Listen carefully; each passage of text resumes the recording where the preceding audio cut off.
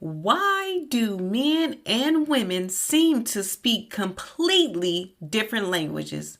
And how can understanding those differences bring harmony to our relationships? In Chapter 7, The Purpose and Power of Love and Marriage, Dr. Myles Munroe dives deep into the unique ways men and women think, feel, and communicate. Today, we'll uncover these differences and celebrate the beauty of God's intentional design. Hello, sunshine, and all my gentle men and gentle ladies.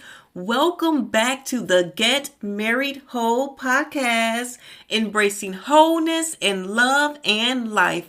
I'm your host, Queen Rakihealya, and I cannot wait to share the treasures I've discovered in Chapter 7, Vive La Difference.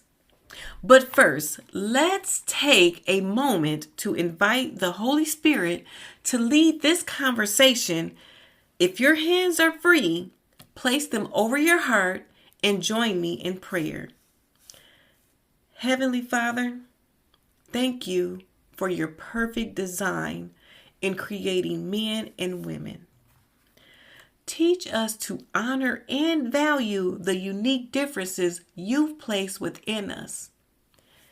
Help us to grow in understanding, compassion, and love.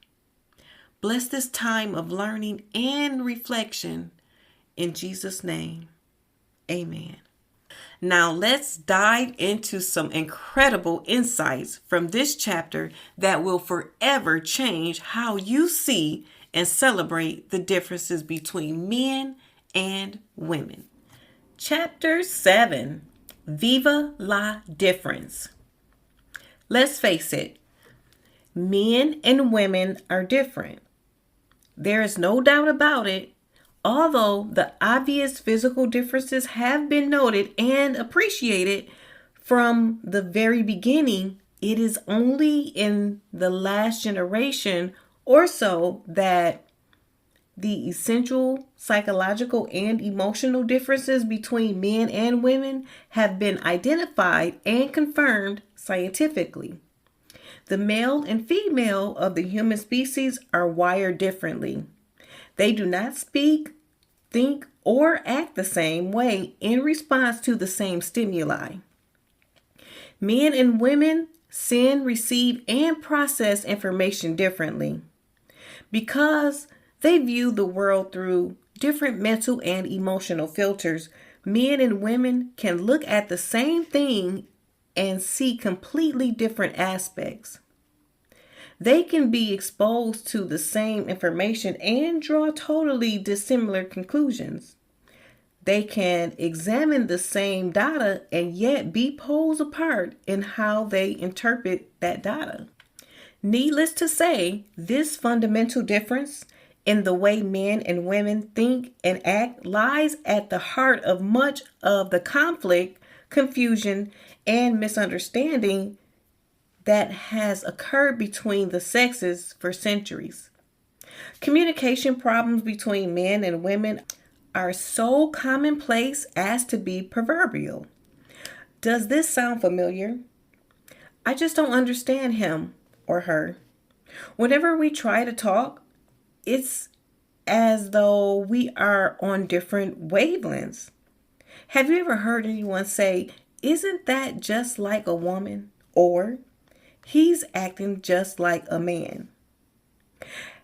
As with anything else, knowledge can banish confusion where male-female relationships are concerned.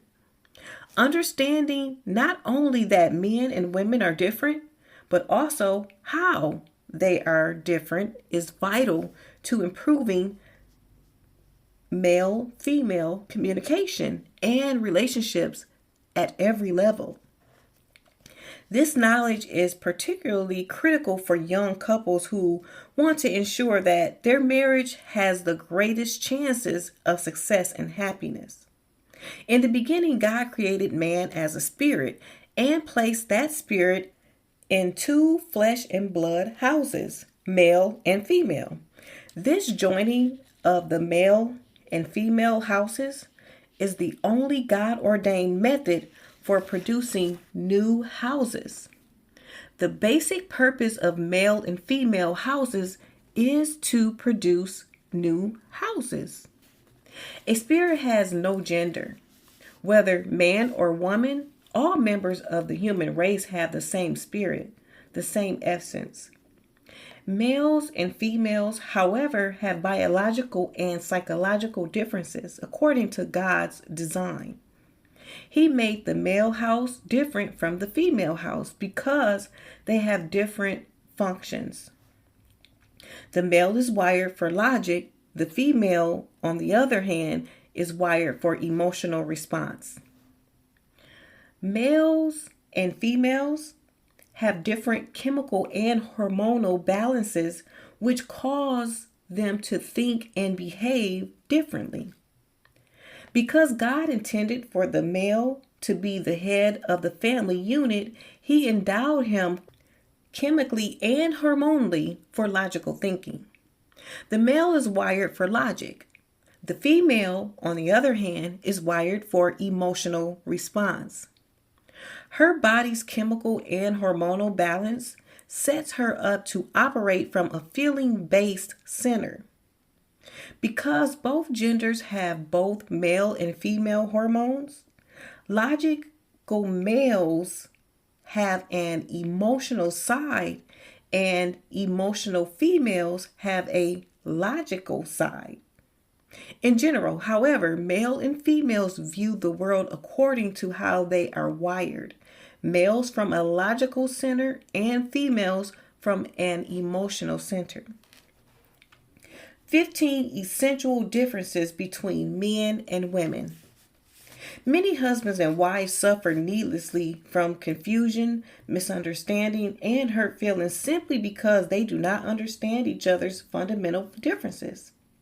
Let's consider 15 specific ways that men and women differ, all of which can have a profound effect on how they relate to each other, particularly in the context of marriage. These 15 statements are not intended to lump all men and women indiscriminately into one group or the other. There are always exceptions to every rule, but they are generally true of most men and women with regard to their psychological and emotional makeup. Number 1, a man is a logical thinker while a woman is an emotional feeler. To be logical means to think in a reasoned, organized, and orderly manner. A logical thinker has an analytic mind that works like a computer, processing and evaluating information in a precise and predictable pattern. If 1 plus 1 equals 2, then 2 cut in half is 2 ones. That's logic. In general, that's the way men think. They look for the facts and act accordingly. Women are emotional. They approach issues more from feelings than from reason. This is not a bad thing. Being emotionally centered is neither better nor worse than being logical. It is just different. Another way of looking at it is to say that a man leads with his mind while a woman leads with her heart. While logic and emotion might seem incompatible on the surface, in reality, they complement each other very well. What kind of world would this be if everyone was exclusively logical? Life would be rather empty, with no spirit, no passion, no fire, and little or no art. At the same time, emotion without logic would result in life without order. Both logic and emotion are necessary, not only for fulfillment, but for survival. This reveals the brilliance of God's design. A man leads with his mind, while a woman leads with her heart. Here's an example. John and Sarah are standing in their living room, and John notices that an armchair is blocking easy access to the air conditioner. He says, "That chair is in the way. We need to move it." He is thinking logically. At the same time, Sarah is thinking how nicely the chair offsets the couch and the curtains, and how beautiful a vase of flowers would look on the end table next to it. She is thinking emotionally. Neither viewpoint is right or wrong, or better or worse than the other one. They are just different. If John and Sarah understand that they view the same situation in two different ways, they can reach a common consensus. In general, men are logical and women are emotional. Number 2, for a woman, language spoken is an expression of what she is feeling. For a man, language spoken is an expression of what he is thinking. A woman says what is on her heart, while a man says what is on his mind. This is another expression of the emotion-logic dichotomy between the ways women and men think. Women are emotional feelers, and their spoken words need to be understood from that frame of reference. Men are logical, and their words often do not adequately express their true feelings. Both may have similar thoughts or feelings, but will express them in different ways. Unless they understand this difference, a married couple will experience communication problems. A woman says what is on her heart, while a man says what is on his mind. Let's suppose that John has promised to pick up Sarah at 5 o'clock, right after work. John is running late, and the later he gets, the more steamed Sarah becomes. She is pacing and sweating and fuming and rehearsing in her mind the speech she will give John when she sees him. John finally pulls up at 6 o'clock. Giving Sarah a sheepish grin, he says, "Hi, I'm sorry I'm late." John really means it. He is sorry he's late. He's telling Sarah what he's thinking. He may have trouble showing how sorry he is, but at least he thought enough to apologize. Ignoring John's words, Sarah slides into the passenger seat, slams the door, and sits right up next to it, as far away from John as possible. She says nothing as John drives off. After several minutes of complete silence, John asks, "What's wrong?" As far as he's concerned, the matter is finished. He was late. He apologized. End of story. Everybody has a right to be late once in a while. That's his logical thinking at work. "Nothing's wrong," Sarah snaps. After several more minutes of silence, John tries again. "Why don't we go out for dinner? I'll take you to a really nice place." "No, I don't want to go out." Pulling up to a florist, John makes another attempt. "I just want to run in here and get some flowers." "For who?" "If you love me that much, you'd have been there at 5 o'clock like you said you would." Through all of this, John should not listen to what Sarah is saying as much as listen to how she is feeling. Sometimes when a person tries to tell how he or she feels, the words don't come out right. Logical John needs to understand emotional Sarah. At the same time, Sarah needs to realize that John has already said what was on his mind. They both have a responsibility to understand what lies beyond spoken words and minister to each other. Number 3, language that is heard by a woman is an emotional experience. Language that is heard by a man is the receiving of information.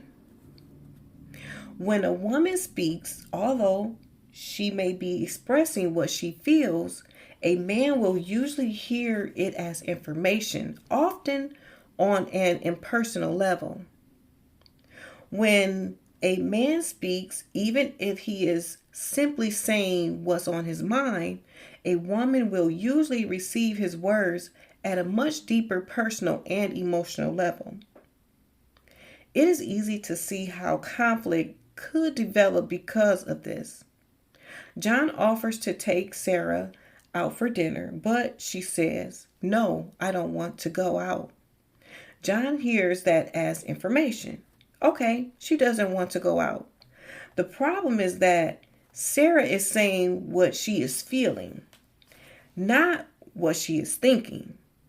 Sarah is thinking, "I'm so mad at you. You kept me waiting for an hour, and now you have the nerve to suggest we go out to dinner as though nothing happened? Not so fast, mister." Hearing is not the same as understanding. What one person says may not be what the other person hears. Because John receives spoken language as information, he has completely missed the deeper level of He has completely missed the deeper level of where Sarah is emotionally. She, on the other hand, interprets his words as shallow, uncaring, and inadequate.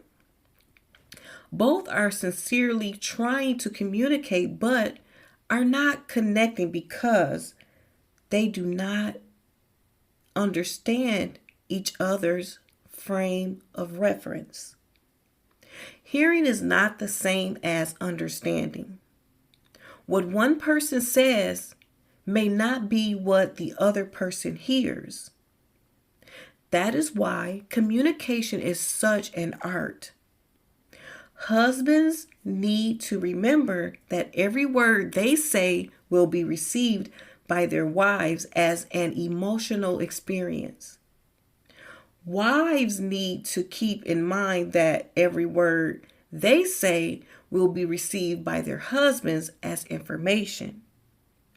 In order to understand each other better, husbands and wives both should learn to think in terms of how the other receives and interprets their words and speak accordingly. Number 4, women tend to take everything personally. Men tend to take everything impersonally. This difference is directly related to the way men and women are wired. Men are logical thinkers and women are emotional feelers. A woman interprets everything from an emotional perspective while a man is looking for information. John may remark to Sarah, "Honey, I don't like the way your hair looks today." He is imparting information, and even though he includes the qualifier today, Sarah doesn't hear that. All she hears is, "I don't like the way your hair looks." What John offered as information, Sarah interprets emotionally and becomes angry and hurt. As a result, she may rush off to the hairdresser and get a new cut or a new style. And all the while, John is wondering why she is making such a big deal of the whole thing. It is because she took it personally. Sarah may say to John, "Those pants don't look good on you. They are not hanging right." John's response may be, "Okay, no big deal. I'll change it tomorrow when I change clothes. He has received her criticism as information and has filed it away in his mind like a computer. He may take action in response to her comment, but he doesn't take it personally. Because women tend to take everything personally, men need to learn to be careful what they say to women and how they say it. A woman will remember an irritating action or an offhand comment for years. On the other hand, because men take things in personally, women must be careful in how they interpret men's responses to what they say. Just because a man does not react emotionally in the same way as a woman does not mean that he has no feelings or that he does not care. He is looking for information and trying to determine an appropriate way to respond. Number 5, women are interested in the details, the nitty-gritty. Men are interested in the principle, the abstract or philosophy. Sarah asks John, "How was your day?" He answers, "Fine." That's not the kind of answer Sarah was looking for. She wants to hear the step-by-step, moment-by-moment details of John's day. She isn't trying to pry. That's just the way she thinks. John's simple response reflects the way he thinks. "I had a good day. It was great." Now let's move on to something else. He is focusing on the principle. He had a good day, not on the nitty-gritty details. "I did this and that and thus and so." Suppose John invites another couple to come over for dinner. He is focusing on the principle that he wants to be hospitable to his friends. As soon as he tells Sarah, she immediately looks at all the details. What will we fix for dinner? What dishes should we use? How should we set the table? What about the rag carpet in the living room? The drapes are dirty. Can we get them clean? What about the spots on the wall? All John is thinking about is hosting their friends for a fun evening. He isn't thinking about the drapes or the dirty wall or the rag carpet or the dishes. A simple principle for him may be an ordeal of details for Sarah. Leaders need to think in principles and concepts, not the nitty-gritty details. Managers and company presidents don't have time to focus on the details. Their responsibility is to consider the principles, the philosophy of where the company is going, and to determine goals. A leader sets the vision and direction, and those under the leader work out the details to accomplish the vision. Under God's design for the home, the husband sets the vision and direction, the principles. That is his gift and role. The wife is gifted to know how to bring the vision to fruition, the details. Together, it is a powerful combination. Number 6. In material things, women tend to look at goals only. Men want to know the details of how to get there. Sarah dreams of all the things she would like to have for herself and her family.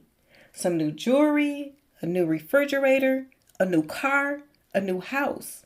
While John may have the same dreams and desires, he may not voice them as plainly because in his logical and analytical way of thinking, he focuses on the practical aspects and challenges of those dreams. How are we going to do this? Where are we going to get the money? Will our budget allow for a new refrigerator right now? Do we have the means to buy a new car?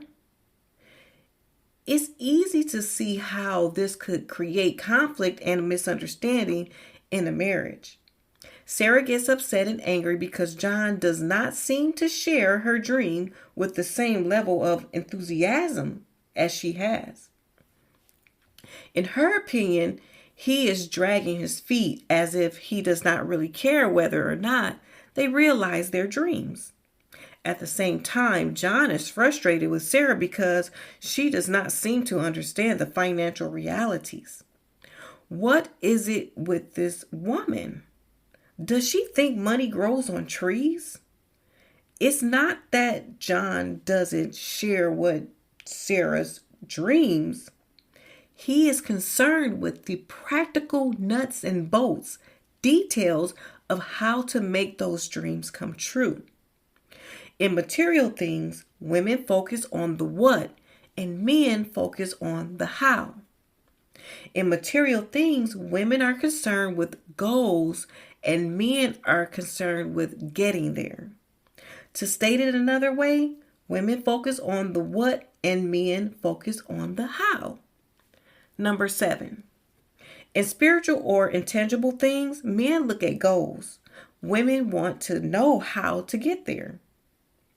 In the spiritual realm, men focus on the goal, while women want to know the details. Once again, this difference between men and women is part of God's design. Spiritually, the husband is supposed to be the head of the home and therefore needs to know the direction, the goals, and the objectives for the spiritual growth and development of the family.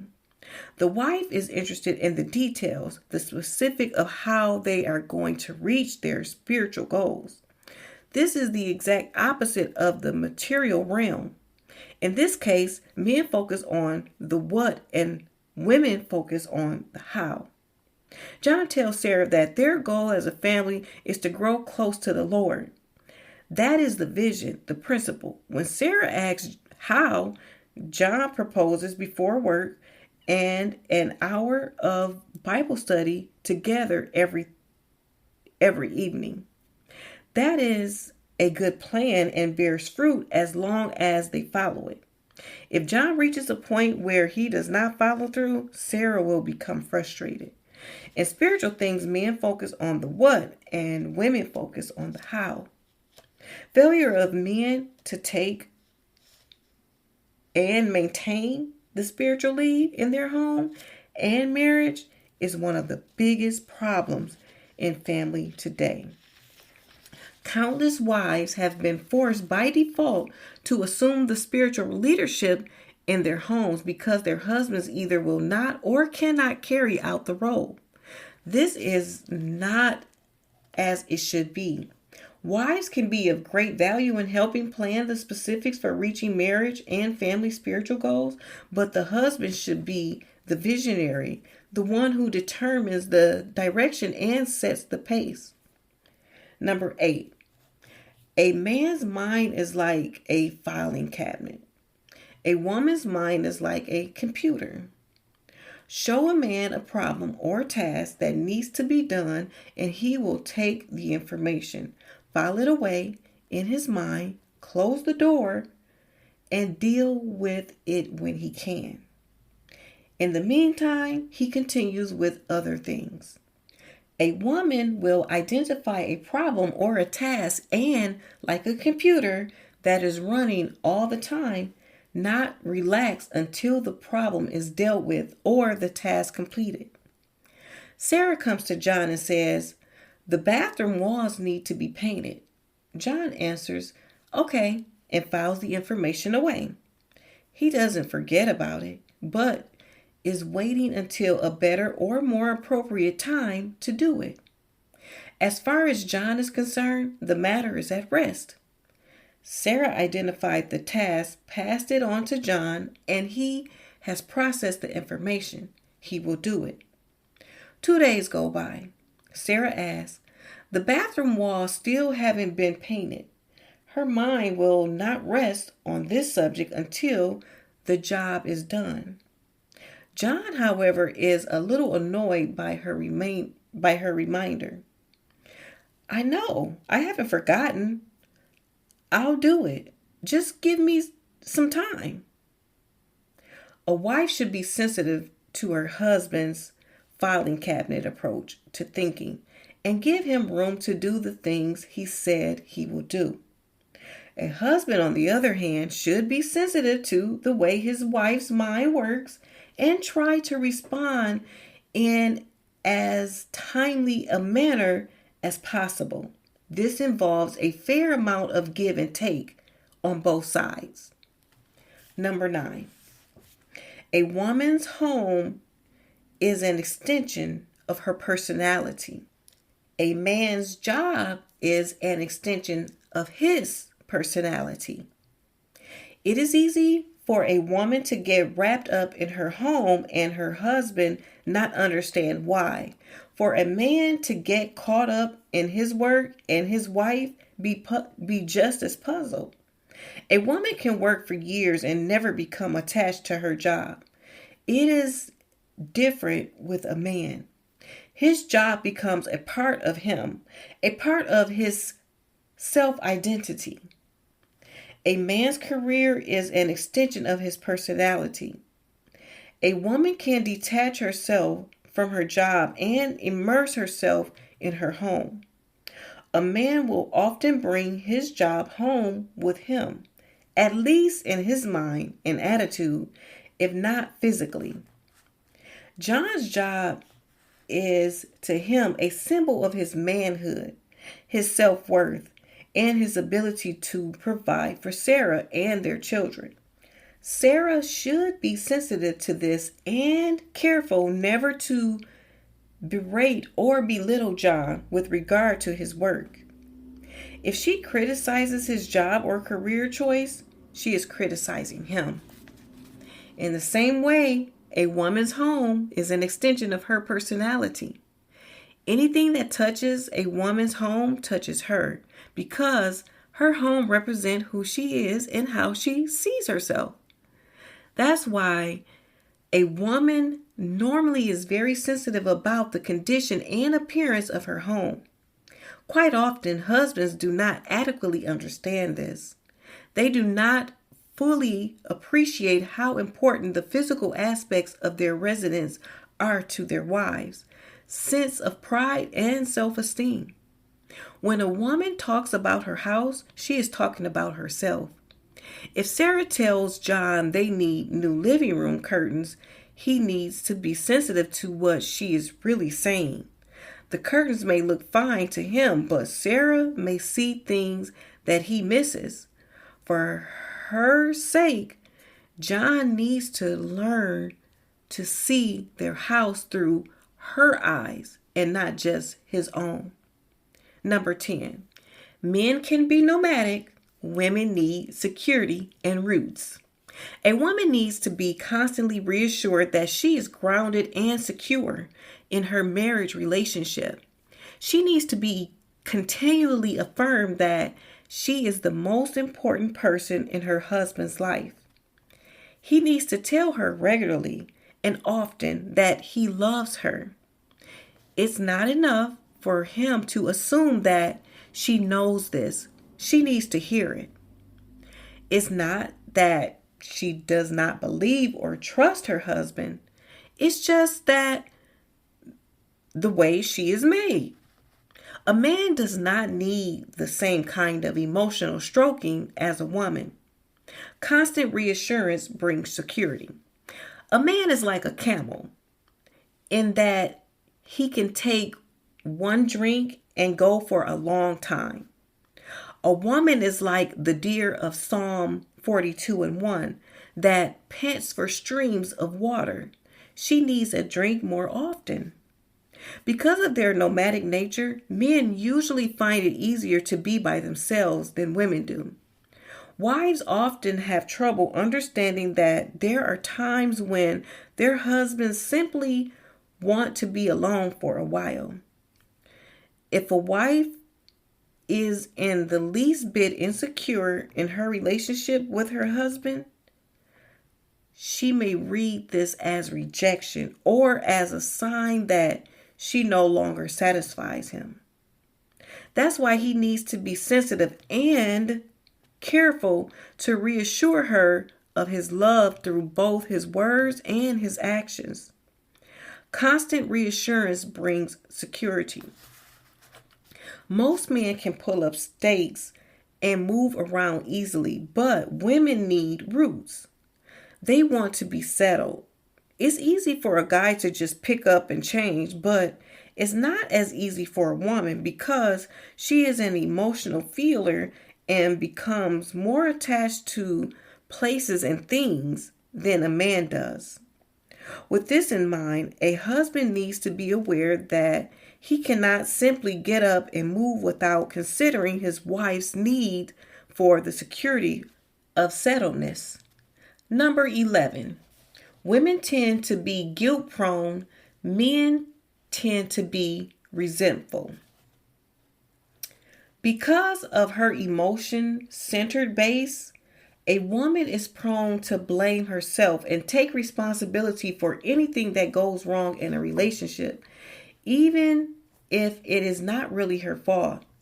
Sometimes she will even rehearse over and over in her head a list of reasons why she is to blame. Many women walk around every day under a cloud of guilt, and quite often they have placed themselves, and which is usually unjustified. When problems arise in their relationships, women tend to second guess themselves. What did I say to make him mad? What could I have done to keep us from fighting? Many times it is not the woman's fault at all, but she still has trouble accepting that. A man is different. When something goes wrong in a relationship, he will resent the woman or even another man before he will acknowledge his own responsibility. Many men will do almost anything to avoid carrying around a sense of personal guilt. They would rather lash out in anger than accept blame. These two responses are opposites and feed off of each other. A man will refuse to accept his guilt, while a woman will take upon herself even guilt that is not her own. She then becomes an object of the man's resentment and anger, an easy target for his spite as he acts out against the guilt that he refuses to bear. Married couples need to be very watchful and wary of these tendencies because they can destroy a relationship more quickly than almost anything else. Number 12. Men are stable and level off. Women are always changing. Once again, this difference between men and women is due to the specific chemical and hormonal balances in their bodies and the particular frame of reference, logical or emotional, from which they operate. Many men would say that few things aggravate them as much as a woman who is always changing her mind. Women, on the other hand, would argue that men often seem to be unfazed, even cold or callous, no matter what happens. This is primarily a difference in perspective. In general, a man can make a decision and stick with it, even to the point of stubbornness. A woman may tell him one thing and then a few minutes later say, "I've changed my mind." Neither trait is better or worse than the other. They merely reveal the different ways that men's and women's mental processes work. Suppose that John and Sarah are preparing to go to a banquet. John chooses his gray suit and puts it on. Now he waits as Sarah tries first her blue dress, then her red dress, then her lavender dress, and finally settles on the blue dress she tried on the first time. Like her home, Sarah Close make a personal statement. Everything has to be perfect. She has to look just right. All the while, John is fidgeting and thinking, choose something for Pete's sake and let's go. As long as his suit is clean and his tie is straight, he's fine. Stability and spontaneity both are important for a healthy and fulfilling relationship. Another way to look at this difference is to say that men are more stable or stolid while women are more spontaneous. Stability and spontaneity both are important for a healthy and fulfilling relationship. Stability provides a necessary grounding while spontaneity injects a healthy dose of adventure. Number 13. Women tend to become involved more easily and more quickly than men do. Men tend to stand back and evaluate before they get involved. Because they are emotionally centered, women are more apt than men to involve themselves quickly in a cause or movement or project. Women tend to lead with their hearts. They see a need to recognize a noble or worthy cause that touches their hearts, and off they go.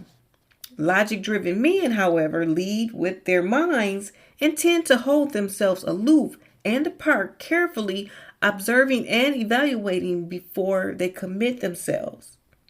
Because of their logical focus, men tend to be skeptical and must analyze something from every direction before joining themselves to it. Although it may take a man longer to come around, once he makes a decision, he is every bit as committed as a woman. Men and women may travel by different roads, but eventually they arrive at the same destination. Reasons and emotion complement each other. Here again, the genius of God's design is revealed. Reasons and emotion complement each other. Together they bring completeness to life and faith. Logic without passion is dry, austere, and lifeless. Passion without logic lacks order and stability. Married couples who understand and appreciate the interconnectedness of logic and emotion have a much higher probability of building a stable marriage characterized by strength, love, and a passionate zest for life. Number 14. Men need to be told again and again. Women never forget. A man's mind is like a filing cabinet. Anything spoken to him, he files away for later retrieval. Just because he doesn't act on it immediately does not mean he has forgotten or ignored what he was told. He has simply filed it away. That's why it is so often seems as though a man needs to be told or reminded again and again. A woman's mind is like a computer that never forgets anything, but keeps it ready for immediate recall on demand. Women never forget anything they say to a man or anything that a man says to them, and they also make sure that he doesn't forget. Either of these qualities may be negative or positive depending on the situation. Because they tend to receive things impersonally, men are more apt to overlook or forget disparaging comments made by them or to them. Generally, men are less prone to hold a grudge. However, on the negative side, this forgetfulness can cause men to become terribly insensitive and unresponsive to the needs of their wives and children. Because a woman receives everything emotionally and holds words and feelings close to her heart, she is naturally more sensitive and responsive to the needs she sees around her. On the downside, a woman's tendency to remember everything and take everything personally can cause her to allow a hurt or an insult or an offense to fester and grow for weeks, months, and even years, creating continual stress, anger, and headache. How can husbands and wives deal with these differences effectively in their relationships? Husbands must be careful what they say and how they say it, remembering the wise counsel of the book of Proverbs. A gentle answer turns away wrath, but a harsh word stirs up anger. Proverbs 15:1. Wives should temper their remembering with grace, in accordance with the word of Paul. Love is not easily angered. It keeps no record of wrong. 1 Corinthians 13:5b. Number 15.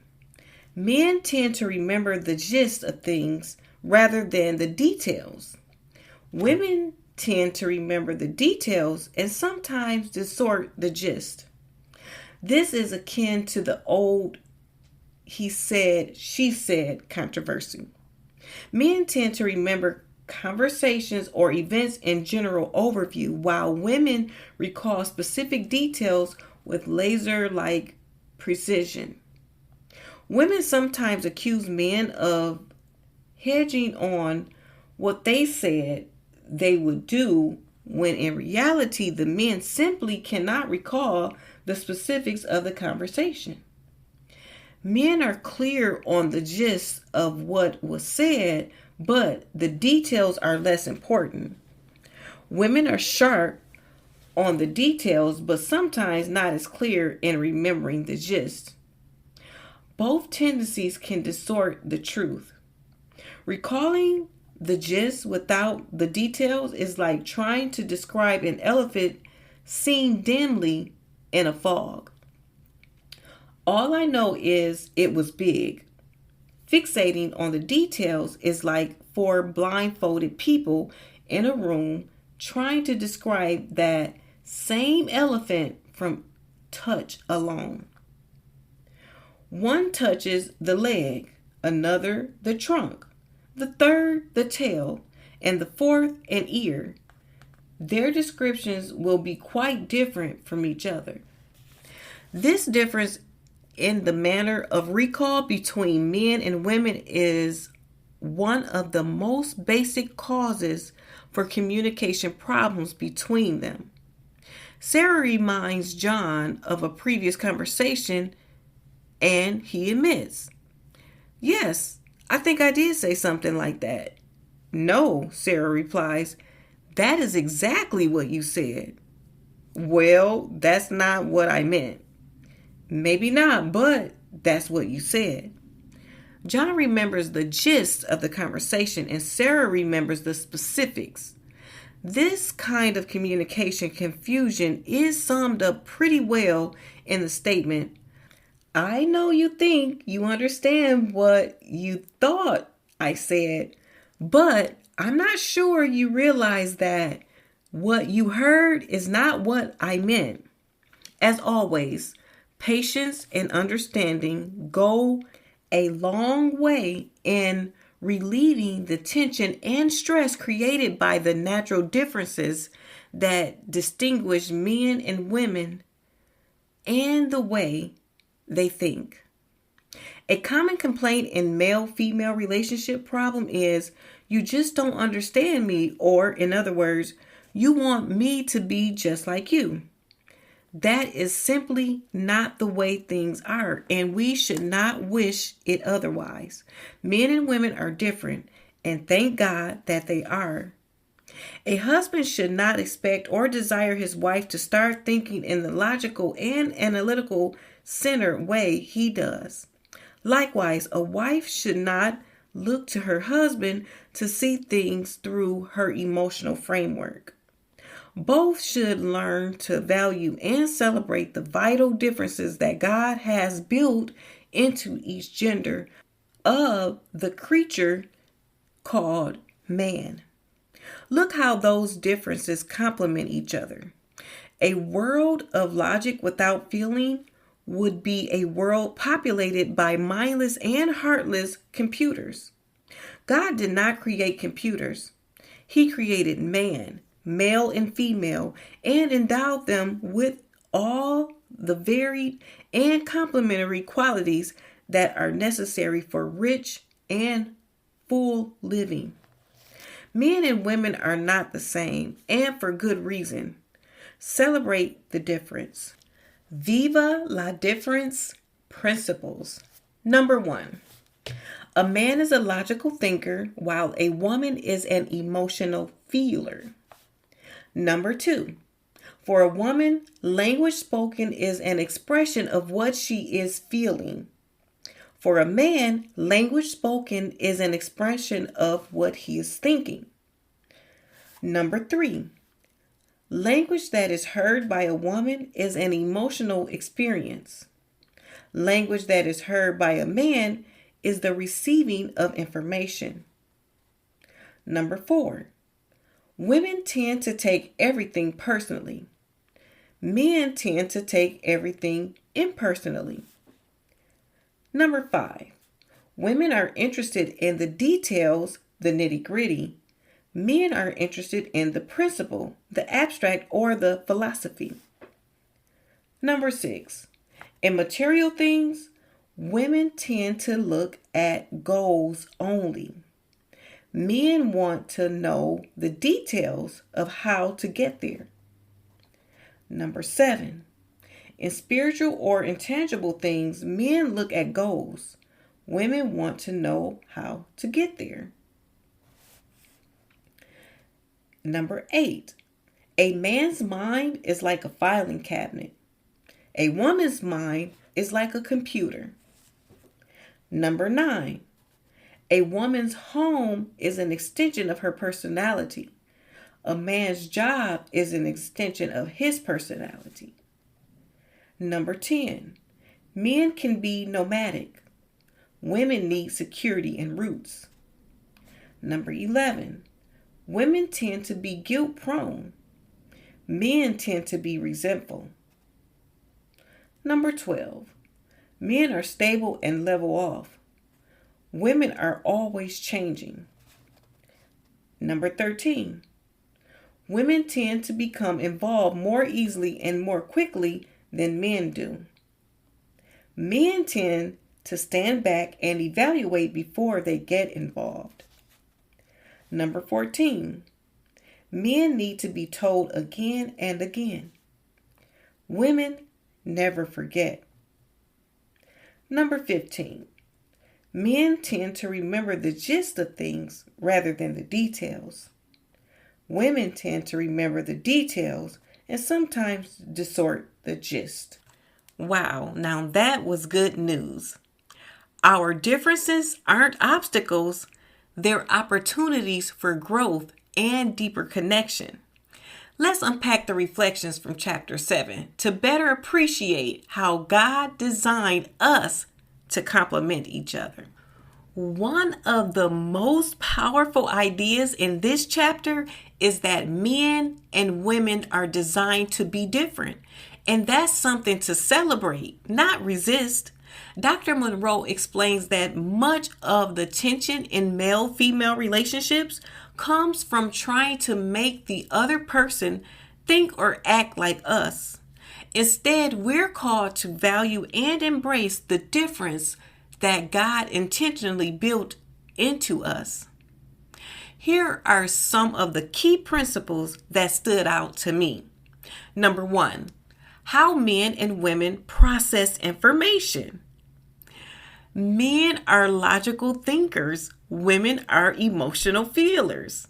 A man's language reflects what he is thinking, while a woman's language reflects what she's feeling. This difference is one of the greatest sources of misunderstanding, but also one of the most beautiful opportunities for growth. Number 2, language is received differently. When a woman hears language, it becomes an emotional experience. For a man, it's about receiving information. This is why women tend to remember the details and the emotional context, while men often focus on the bigger picture or the gist of things. Number 3, security versus exploration. Men are often nomadic by nature, always looking outward, while women crave security and roots. These tendencies complement one another when understood and embraced. Number 4, memory and repetition. Ladies, how many times have you had to remind your husband of something, only to feel like it went in one ear and out the other? That's because men tend to forget details, but remember the big picture. On the flip side, women rarely forget anything, so tread carefully. Number 5, value the differences. Dr. Munroe encourages us not to expect our spouse to think, feel, or act the same way we do. Instead, we should learn to value these differences as strengths that enrich our relationships. Viva La Difference principles. Number 1, a man is a logical thinker, a woman is an emotional feeler. Number 2, a woman's spoken language reflects her feelings. A man's reflects his thoughts.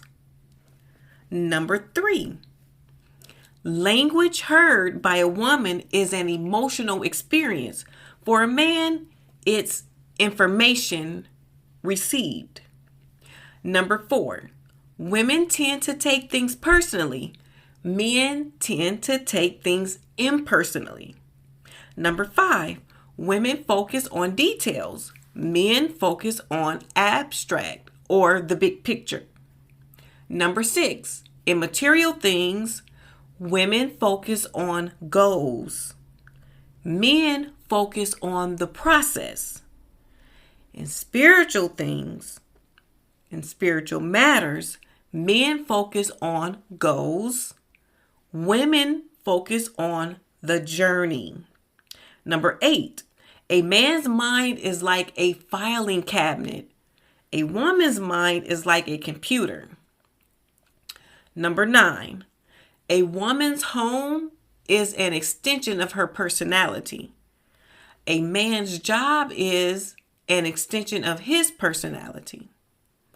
Number 10, men can be nomadic. Women need security and roots. Number 11, women tend to be guilt prone. Men tend to be resentful. Number 12, men are stable and level off. Women are always changing. Number 13, women get involved quickly. Men stand back and evaluate. Number 14, men need repetition. Women never forget. And number 15, men remember for the gist. Women remember for the details. Here's a question from one of the listeners.